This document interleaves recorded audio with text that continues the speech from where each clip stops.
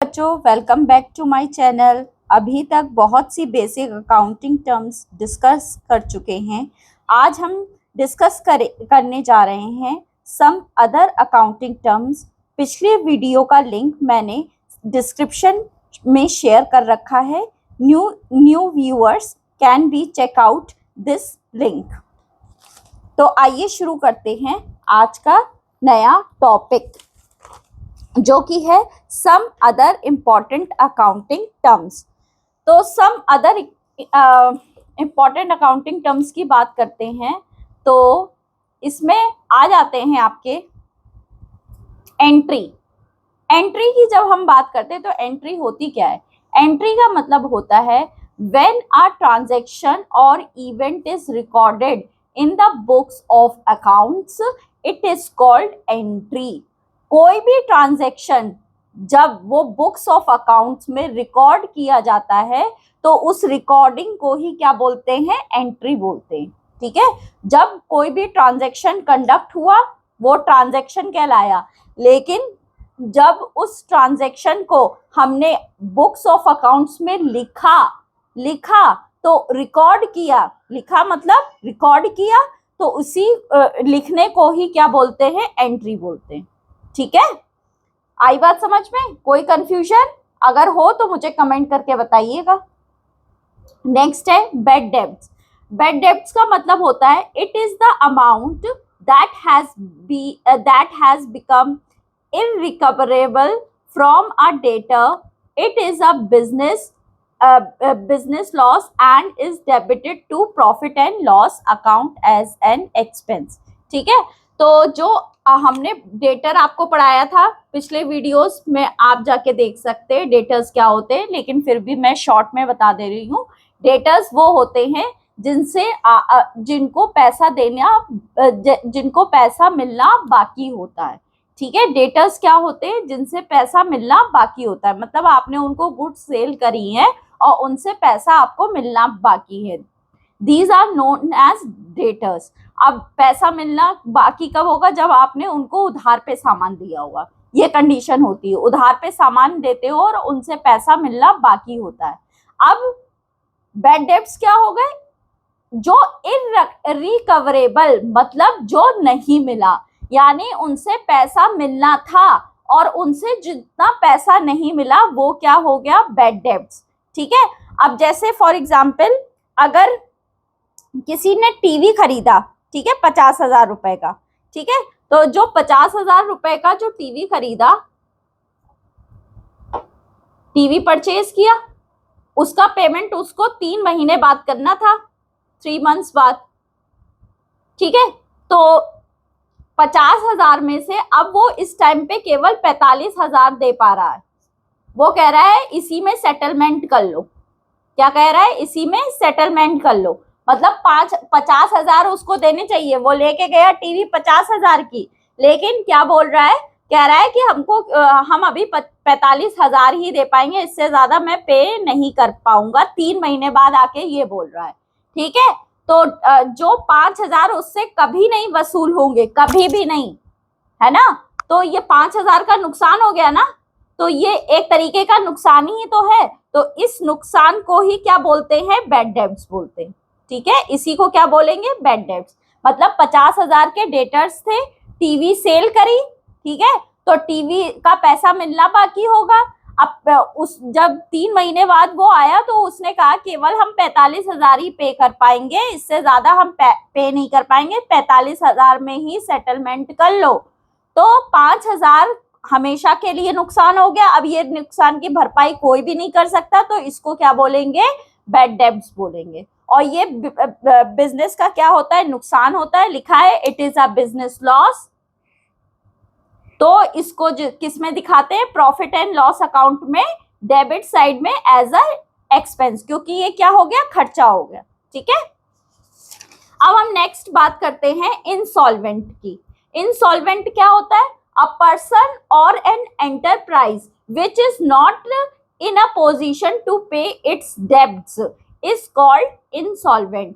ठीक है, वो पर्सन, या पर्सन का मतलब यहाँ पे क्या हो गया? वो पर्सन या एंटरप्राइज, ठीक है, पर्सन का मतलब क्या हो गया, इंडिविजुअल, जैसे राम श्याम, और एंटरप्राइज का मतलब हो गया जैसे Ram and sons, Shyam and brothers, enterprise का नेम। ठीक है, जो क्या है इस पोजीशन में नहीं है कि वो अपने बैड डेब्ट्स को पे कर सके, मतलब उसने अपने सारी उसकी जो पर्सनल प्रॉपर्टी है वो भी बेच दी, बिजनेस की प्रॉपर्टी सब कुछ बेच दिया, लेकिन फिर मतलब वो एक तरीके से पूरी तरीके से कंगाल हो चुका है। जो कंगाल की पोजीशन होती है ना, वही होता है इंसॉल्वेंट होना, कि वो अब कभी भी पैसा नहीं दे पाएगा। ठीक है, तो ये वो अपने जो डेब्ट्स है वो पे नहीं कर पा रहा है, मतलब जो उधार उसने ले रखा है वो नहीं पे कर पा रहा है ना। अब उसके पास कोई प्रॉपर्टी भी नहीं बची है कि उससे वो पे कर सके, तो यानी वो एकदम कंगाल हो चुका है। तो ये कंगाल होना ही क्या होता है, इंसॉल्वेंट होना होता है। ठीक है, सॉल्वेंट, अब ये कंगाल कोई भी हो इंसॉल्वेंट में कोई भी हो सकता है, या तो वो पर्सन भी हो सकता है या पूरी एंटरप्राइज भी कंगाल हो सकती है। ठीक है, solvent, a person or an enterprise which is in a position to pay its debt is called solvent। इसका अपोजिट इंसॉल्वेंट होगा तो वो पे नहीं कर पाएगा, सॉल्वेंट होगा मतलब वो उसकी इतनी पोजीशन है कि वो अपने डेब्ट्स को क्या कर दे, पे कर दे। ठीक है, तो ये क्या बोला जाएगा, सॉल्वेंट हो जाएगा। इसमें भी दोनों चीजें आएंगी, क्या क्या, पर्सन भी आएगा, एंटरप्राइज। पर्सन फिर से रिपीट कर दे रहे, राम एंड श्याम, और enterprise Ram and sons, Shyam and brothers. ठीक है, अब नेक्स्ट बात करते हैं स्टोर्स की। स्टोर्स की जब हम बात करते हैं, the term stores is used to denote materials held by an enterprise for the purpose, जो एंटरप्राइज के पास होते हैं। ठीक है, वो मटेरियल्स जो किसके पास होते हैं, एंटरप्राइज के पास, वो मटेरियल्स जो एंटरप्राइज के पास होते हैं, किस पर्पस के लिए,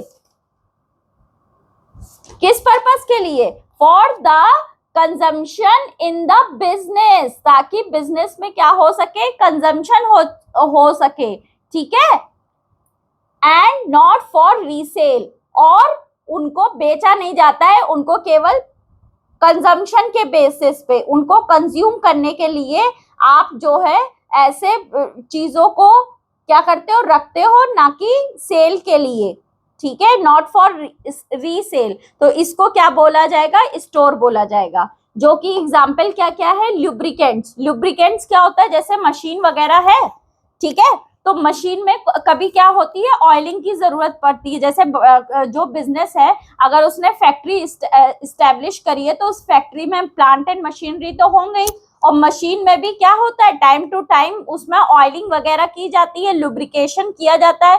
तो वो लुब्रिकेंट्स जो आपके पास रखे हैं, तो वो किस पर्पस से रखे, बेचोगे तो नहीं ना, उसको यूज करने के पर्पस से रखे हैं ना, उसको कंज्यूम करोगे मशीन में वो जो है ऑयलिंग वगैरह करोगे, तो यानी उसका कंजम्पशन कर रहे हो, उसको रीसेल नहीं कर रहे हो, उसका कंजम्पशन कर रहे हो, इसीलिए उसको किस में डालेंगे, स्टोर्स में डालेंगे। ठीक है, स्पेयर पार्ट्स ऑफ मशीनरी, अगर जो मशीनरी है अगर उसके कुछ पार्ट्स टूट जाते तो उनके एक्स्ट्रा पार्ट्स ला के रखते हैं, जो कि हम उसमें क्या कर सके, फिट कर सके। तो इनका भी क्या कर रहे हो, कंजम्पशन कर रहे हो, इनका सेल नहीं कर रहे हो, इसीलिए किस कैटेगरी में आएंगे, स्टोर्स की कैटेगरी में आएंगे। ओके, पैकिंग मटेरियल, जो भी आपके लिए पैकिंग के लिए कोई भी मटेरियल रख रखा है, वो सारे मटेरियल किस लिए रखे, कंज्यूम करने के लिए, ना कि रीसेल करने के लिए।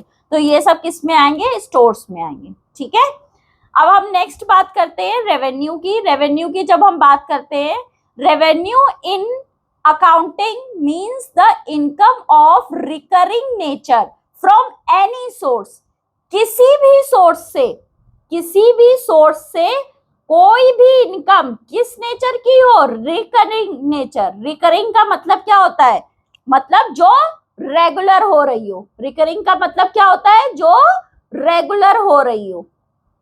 ठीक है, कोई भी सोर्स से, अब कोई भी सोर्स का मतलब जो बिजनेस है, जो जिसमें डीलिंग कर रहा है वो तो है ही, लेकिन अगर उसको उसके अलावा कोई और भी इनकम हो रही है, जो कैसी हो रही है, रेगुलर हो रही है, वो भी क्या बोली जाएगी, रेवेन्यू बोली जाएगी। It consists of the amount receive from the sale of goods and from services. ठीक है, जो गुड्स और सर्विसेज जिसमें आप डीलिंग कर रहे हो उससे अगर पैसा मिल रहा है, ठीक है, तो वो रेवेन्यू की कैटेगरी में आएगा। ठीक है, इट इज ऑल्सो इंक्लूड्स, मैंने अभी बताया कि जो आप जिसमें डीलिंग कर रहे हो उससे पैसा मिल रहा है, उसके साथ ही अगर कोई भी अदर सोर्स है उससे भी अगर पैसा मिल रहा है तो रेगुलर इनकम मिल रही है, रेगुलरिटी होनी चाहिए। ऐसा नहीं होना चाहिए कि कभी कभी हो,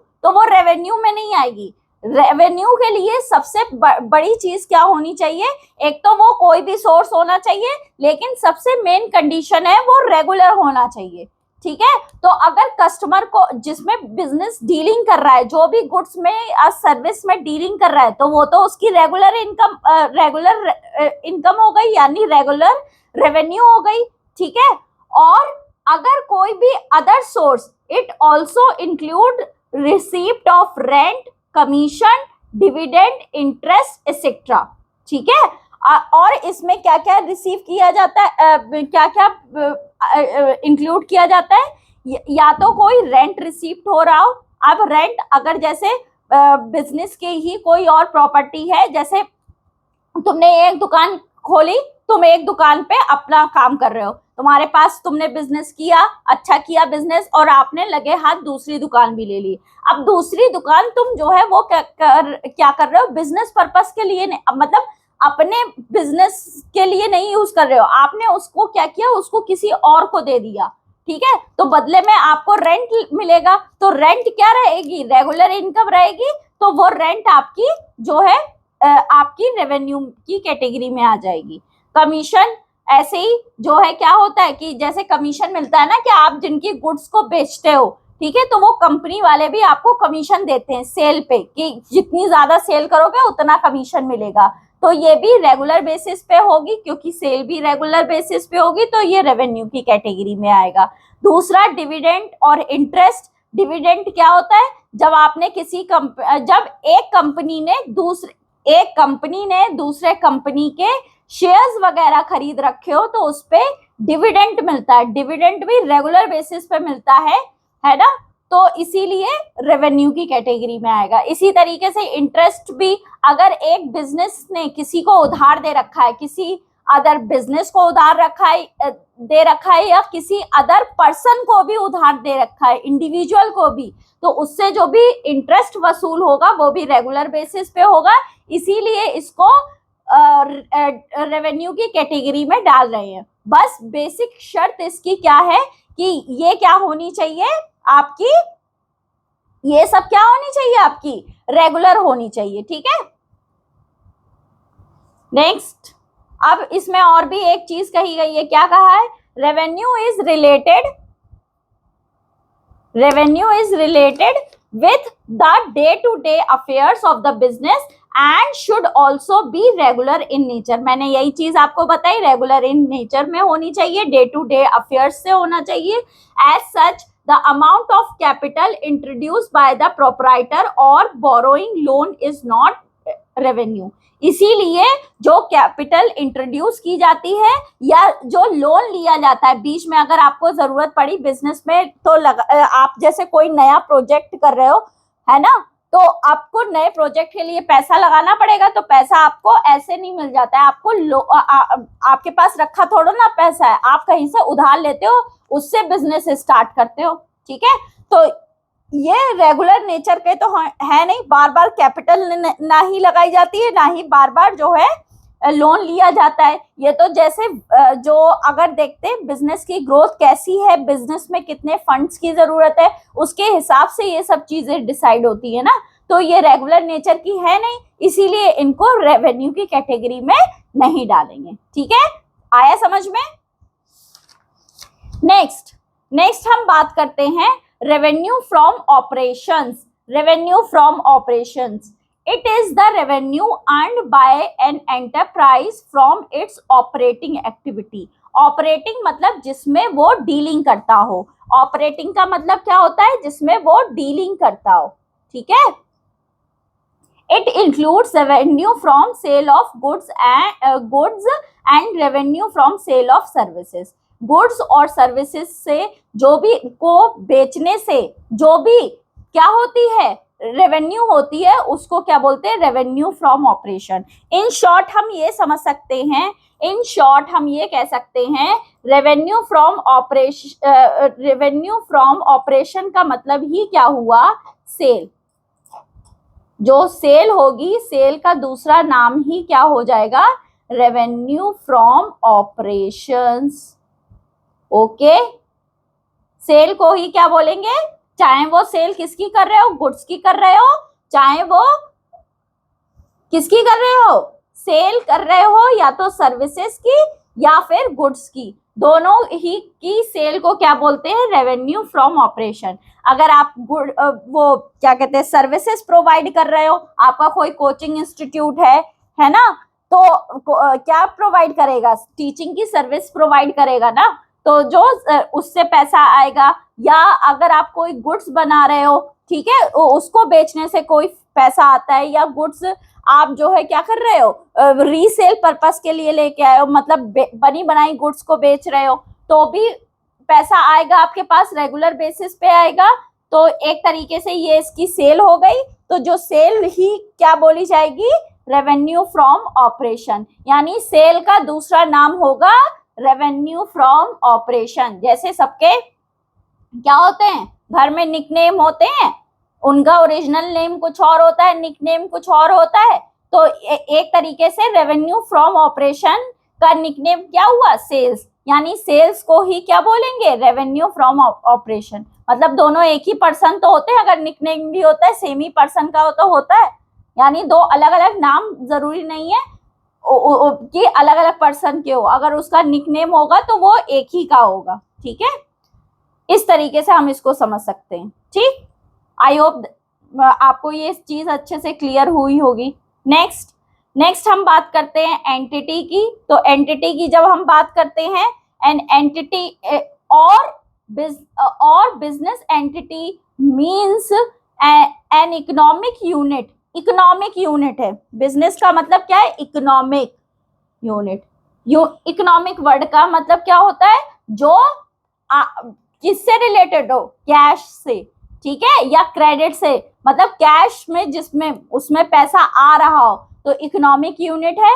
which is formed for earning income, ठीक है, वो किस लिए फॉर्म की गई है, इनकम अर्न करने के लिए, बाय प्रोवाइडिंग सर्विसेज और सेलिंग गुड्स। ठीक है, या तो गुड्स बना के इनकम अर्न करना या फिर सर्विसेज प्रोवाइड करके इनकम करना। ठीक है, इसीलिए उसका फॉर्मेशन हुआ है। तो उस बिजनेस यूनिट को ही क्या बोलेंगे, एंटिटी बोलते हैं। ठीक है, एग्जाम्पल इसमें है मारुति सुजुकी है, विप्रो है और एलजी इलेक्ट्रॉनिक्स, ये सब इसके एग्जाम्पल्स हैं। नेक्स्ट बात हम करते हैं,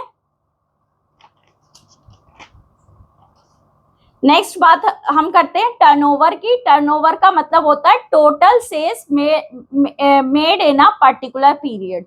जो एक साल के अंदर, साल पर्टिकुलर पीरियड कितने का होगा, पर्टिकुलर पीरियड कितने का होगा, एक साल का होगा। ठीक है, कितने का होगा, एक साल का, 1 ईयर का। तो पर्टिकुलर पीरियड में जो भी आपने टोटल सेल्स की है, क्या वर्ड आ रहा है, टोटल सेल्स, उसी को क्या बोलते हैं, टर्नओवर। यानी टर्नओवर मतलब क्या हुआ, टोटल सेल्स। ठीक है, टर्नओवर मतलब टोटल सेल्स। ठीक, नेक्स्ट हम बात करते हैं लाइव स्टॉक की। Domestic animals such as cattle और horses are known as livestock. ठीक है, जो भी अगर बिजनेस में जो भी डोमेस्टिक एनिमल्स होंगे लाइक कैटल, हॉर्सेस, उन्हीं को क्या बोलते हैं, लाइव स्टॉक बोलते हैं। तो ये थी आपकी कुछ अकाउंटिंग टर्म्स। ठीक है, जो मेन अकाउंटिंग टर्म्स थी उससे थोड़ा हटके थी। इनकी नॉलेज बस आपको होनी चाहिए, क्योंकि बेस आपका क्लियर होना चाहिए, किसको क्या कहते हैं क्या नहीं कहते हैं। ठीक है, उसका मतलब भी पता होना चाहिए। ठीक है। अब जैसे सेल्स वर्ड अभी आप देख रहे थे, सेल्स तो कई बार सुन चुके हो, लेकिन टर्नओवर हुआ, रेवेन्यू फ्रॉम ऑपरेशन हुआ, ये भी सेल्स से ही रिलेटेड तो वर्ड है, और ऐसे ही टर्म्स अकाउंटिंग में यूज होगी, तो आपको इसका मतलब भी पता होना चाहिए। तो इसीलिए समझाया गया है ताकि आपको इसकी बेसिक इंफॉर्मेशन रहे, बेसिक नॉलेज रहे, ठीक है। तो आज इस वीडियो में जो हमारा सेकंड चैप्टर था क्लास 11th का अकाउंटिंग का, वो हमने पूरी तरीके से खत्म कर दिया है, वो वाइंड अप हो चुका है। तो जो भी व्यूअर्स नए हैं वो मेरे चैनल पर जाकर जो पिछली वीडियोस हैं उनको भी गो थ्रू कर सकते हैं, ताकि आपका चैप्टर अच्छे से क्लियर हो सके। मेरा मोटिव आपको सारी इंफॉर्मेशन प्रोवाइड करना है, जिससे आपकी बेस है वो स्ट्रॉन्ग हो सके, क्योंकि बेस अगर कोई भी चीज है आपके का अगर बेस क्लियर होगा तो आपके लिए वो सब्जेक्ट क्या हो जाएगा, इजी हो जाएगा, ठीक है। तो अगर आपको ये वीडियो अच्छी लगी हो तो वीडियो को ज्यादा से ज्यादा अपने फ्रेंड्स को शेयर करिए, ताकि उन्हें भी इसकी नॉलेज मिल सके, और वीडियो को सब्सक्राइब करना ना भूले और बेल आइकन प्रेस करना ना भूले, ताकि आपको नए वीडियोस की नोटिफिकेशन मिल सके। तो बाय बाय बच्चों, thanks for watching this video.